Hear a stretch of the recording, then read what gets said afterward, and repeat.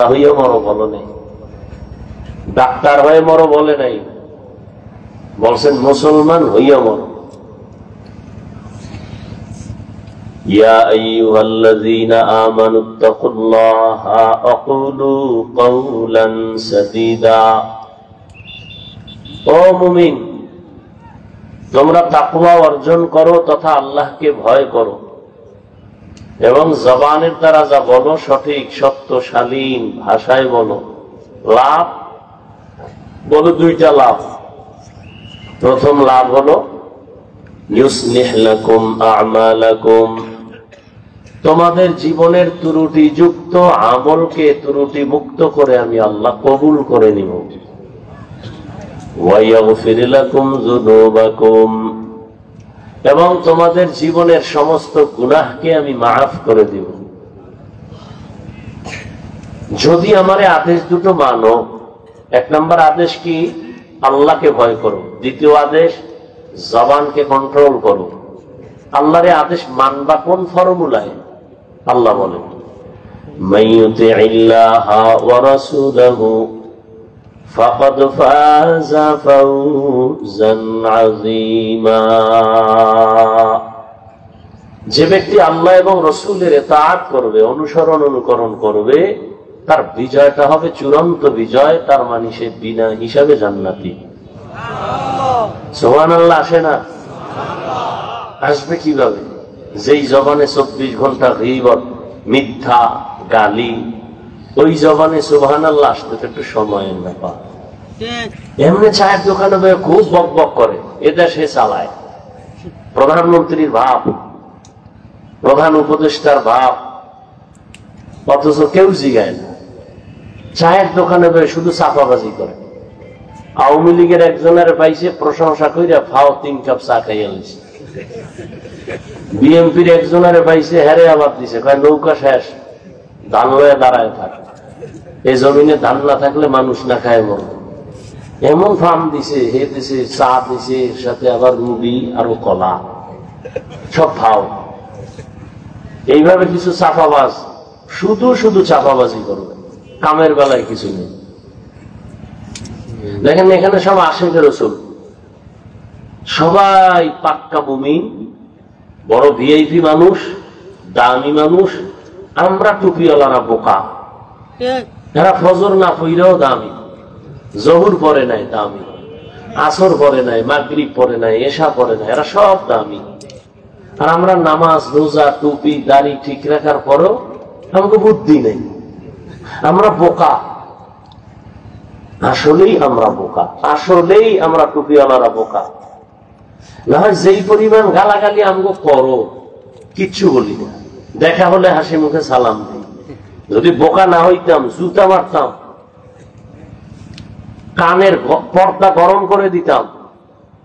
বোকা দেখা মানুষ আমগো গালি দেয়, শুনি, এরপরও কিছু বলি না। কোন আলেম বরদোয়া করে না, শুধু দোয়াই করে, শুধু দোয়াই করে, শুধু বোকা। এজন্য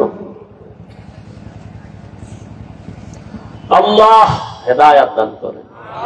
হেদায়াত বড় কঠিন জিনিস, বড় কঠিন জিনিস। ভালো ভালো ব্যক্তিও লাইন থেকে পড়ে গেছে। হেদায়াত বড় কঠিন জিনিস। রহমতের নবীও বারবার দোয়া করেন, ইহদিনাস সিরাতাল মুস্তাকিম, সঠিক জান্নাতের পথের হেদায়াত আমাকে দান করো, যেই পথে আমি ইস্তেকামাত থাকতে পারি, পড়ে না যাই।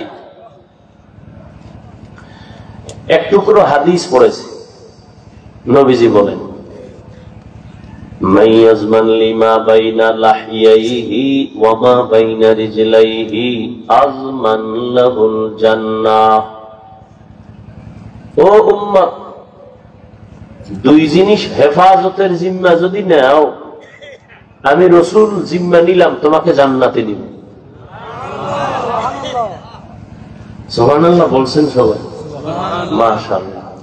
আল্লাহ আরো তৌফিক দান করেন। শুধু শুধু বক বক করে তো সওয়াব নাই। আর এখানে একবার সুবহানাল্লাহ বলবেন, আলহামদুলিল্লাহ বলবেন, যতক্ষণ বসে থাকবেন একটা গুনাহ তো হবেই না, বরং অনবরত নেক লেখা হবে।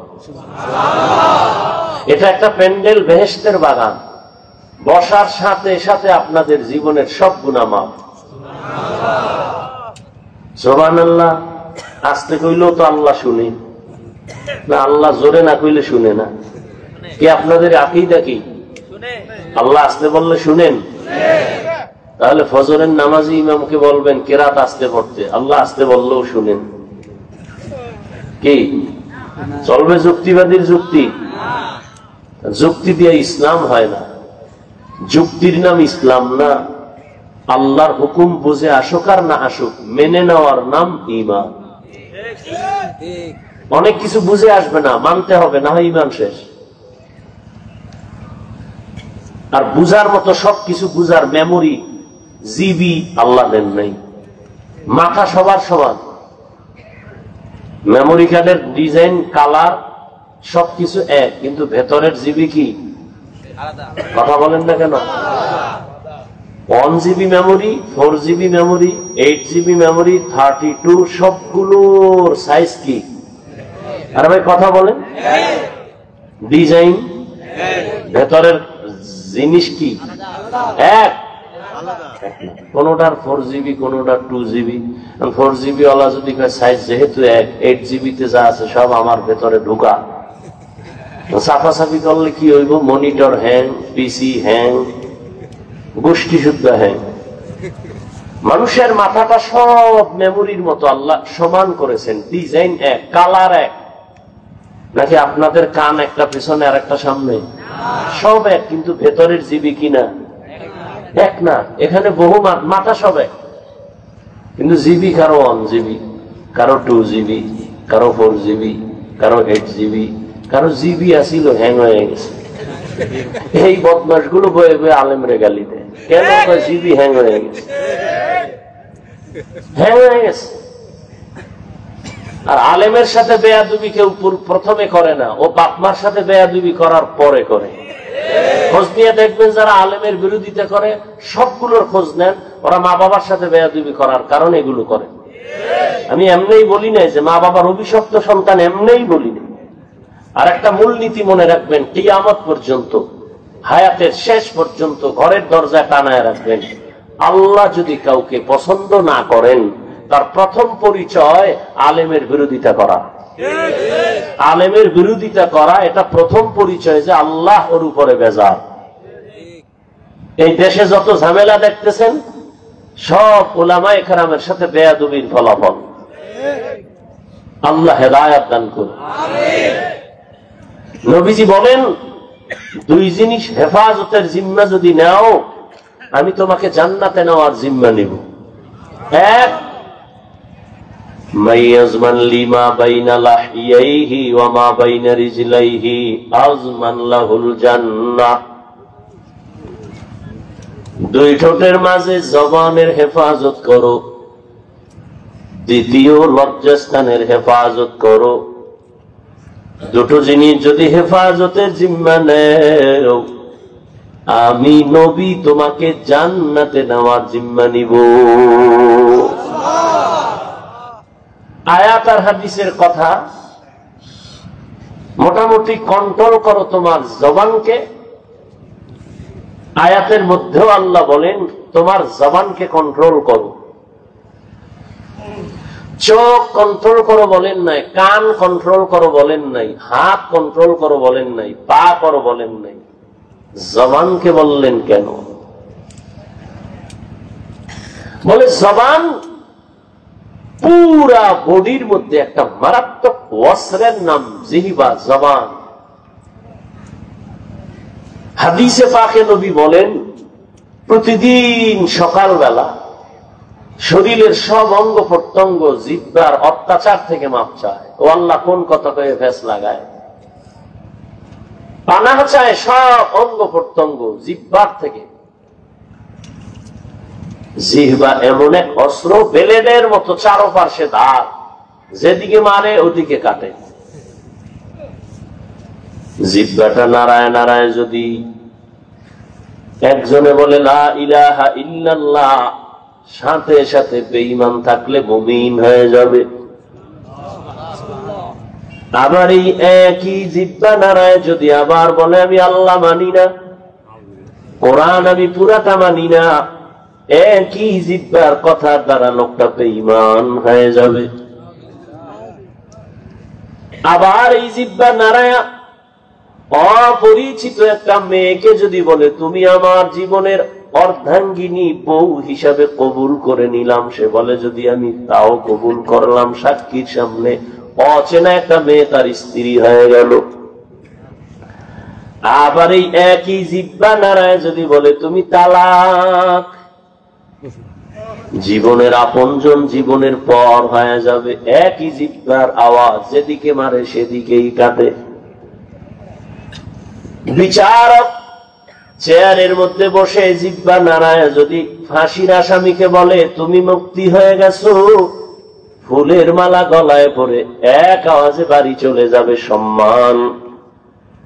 আবার এই জিহ্বা নাড়ায় যদি একটা নিরপরাধ মানুষকে বলে ওরে ধর হে পুলিশ, সাথে সাথে একটা নিরপরাধ মানুষ ফাঁসির মঞ্চে চলে যাবে। এই জিহ্বার দ্বারা প্রমাণ আমি হাফিজুর রহমান ভালো না খারাপ। আমার পোশাক বলবে না, আমার চোখ বলবে না, আমার জিহ্বায় পরিচয় দিবে আমি ভালো না খারাপ। আমার জিহ্বায় পরিচয় দিবে আমার বংশ ভালো না খারাপ। আমার জবান আমাকে পরিচয় দিবে আমি মুমিন না বেঈমান। আমার জিহ্বার কালেমায় বলবে আমি মুমিন। এই জিহ্বা এমন একটা অস্ত্র যেদিকে মারে সেদিকেই কাটে। এটাকে কন্ট্রোল করা খুবই জরুরি। যে কন্ট্রোল করবে নবী ওয়াদা করেছেন আমি তাকে জান্নাতে নেওয়ার জিম্মা নিব। জিহ্বা বড় একটা অস্ত্র, আবার অন্যদিকে আল্লাহর বড় একটা নেয়ামত। কেমন বড় নেয়ামত? বয়ান শুনবেননি কিছুক্ষণ? আমি কিন্তু বৈশাই বলছি, বয়ান হবে শ্রোতাদের মহব্বত আর আকর্ষণে। ও ভাই, এই প্যান্ডেলে সবাই বসতে পারে না, এখানে আসতেও কপাল লাগে, বসতেও কপাল লাগে, মোনাজাত দিয়া মা বাবার জন্য দোয়া কইরা যাইতেও কপাল লাগে। অনেকে আসছে ঠিক, কপাল খারাপ, প্যান্ডেলে ঢুকতে পারে নাই। এরা কই? এরা দোকান পাটে গল্প গুজব করে আর তাজা তাজা কবিরা গুণা করে। এখানে কি গালি আর গুলো কই? আরো কিছু আছে, মহিলা প্যান্ডেল তওয়াফ করে, বছরে একটা দিন কত তারিখ দেওয়া থাকে, মহিলা প্যান্ডেল তওয়াফ করে। ওয়াজ কয়দিন এখানে? এই কমিটির আল্লাহর বান্দারা, কলিজার যুবকরা, সভাপতি সাহেব আসতেছে, ওখানে দিছি ধমক, মহব্বতের ধমক। কোরআনের বয়ান বড় না আমার জন্য স্বাগতমের স্লোগান বড়? বলেন, সত্য কথা মানেন আর না মানেন স্বীকার করেন। বয়ান বড় না স্লোগান বড়? তাহলে এখানে বয়ান চলতেছিল মাহমুদ মাদানির। আমার থেকে তো আলহামদুলিল্লাহ ওর এলেম অনেক বেশি। কোন মায়ের সন্তান ওর সামনে অন্তত এলেমের লাইনে কেউ দাঁড়াইতে পারবে না। চমৎকার তথ্যবহুল বয়ান চলতেছিল, বয়ান বন্ধ করে আমার জন্য স্লোগান কেন? এটা বেয়াদবি নয়? কথা বলেন না কেন? আমি বলছি না সত্য কথাটা মানেন আর না মানেন স্বীকার করেন, এটা কি আদব? বলেন এটা আদব? কোরআনের বয়ান চলে, প্রধানমন্ত্রী আসলেও বয়ান বন্ধ করে স্লোগান দেওয়া জায়েজ নাই। বেয়াদবি। আচ্ছা, আমার স্লোগান দিলে কি আমি একটু স্বাস্থ্যটা ভালো হয়ে যাবে আধা মিনিটে? বয়ানটা চমৎকার হবে, এই মাস্তানি কেন? এগুলো পরিবর্তন করেন। বয়ান চলবে, কোরআন ও হাদিসের বয়ান, এখানে কোনো স্লোগান নেই। হ্যাঁ, আল্লাহর কিছু বান্দা আছে স্লোগান না দিলে স্টেজও আসতে চায় না। ঝামেলা তো সব আমার মধ্যে, ঝামেলা তো আপনাদের না। আপনারা তো কলিজা দিয়ে যে এখনো আমাকে মহব্বত করেন, এটাই তো অনেক বড়। যেই উল্টা পাল্টা আমরা হুজুরেরা করি, আল্লাহ মাফ করেন।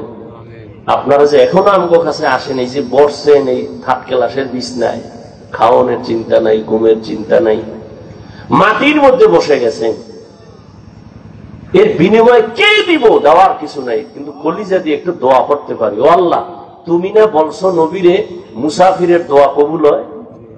ও আল্লাহ, আমি তো মুসাফির, গুনাহগার ঠিক, একজন মানুষকেও তুমি গুনাহ অবস্থায় বাসায় ফিরাইয়া দিও না। ওই কতটি বাতি লাগাইছে না? বেদাতি আমরা যাদেরকে বলি, আহলে বাতেল, এরা এগুলো করে, এগুলো বিভিন্ন গেট লাগায়, এই লাগায়। চীনা বাবনের হইতে লাগে না, একটা কথা আছে গ্রাম, কি লাগে? হ্যাঁ, হইতে লাগে না। আমগো আনতে কি বাতি লাগেনি? হ্যাঁ, এগুলো তো অপচয়। স্পষ্ট কোরআনের আয়াত, অপচয়কারী শয়তানের ভাই। মহব্বতের আলোকে সভাপতি সাহেব যুবক মানুষ বলে দিলাম যে ভাই, এ মাহফিল কেন? কততম লেখা আছে? 25তম। কত মানুষ এই 25-এর মধ্যে গিয়া কবরে চলে গেছে। আল্লাহ এই মাহফিল প্রতিষ্ঠা করতে গিয়া যারা আজ নাই, এই মাহফিলের বরকতে তাদের কবরকে জান্নাত বানায় দেন। এখন যারা আছেন ইয়াং জেনারেশন, বীর যোদ্ধা, আল্লাহ এদেরকে দ্বীনের খাদেম হিসেবে কবুল করে। মাহফিল তো হেদায়াতের জন্য। অতএব সভাপতি সাহেবকে বলছি, এবং সাথে যে যুবক ভাইরা আছেন তারাও আবার শুনেন, নতুন করে বলি, আল্লাহ পাক সবাই দিয়ে সব কাজ করায় না। আপনারা সুন্দর এক আয়োজন করেন, দিন রাত কষ্ট করে না খাইয়া, এই কষ্টটা যেন আল্লাহর কাছে পেশ করতে পারেন। আল্লাহ, জীবনে তো কিছু করতে পারি নাই, মানুষকে একটু দিনের কথা শুনাইছি তোমাকে পাওয়ার জন্য।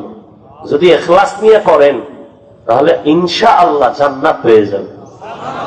কিন্তু যদি ওয়াজ করতে যায় নিজে নামাজ খুঁয়ে ফেলা, আল্লাহু আল্লাহু আল্লাহ।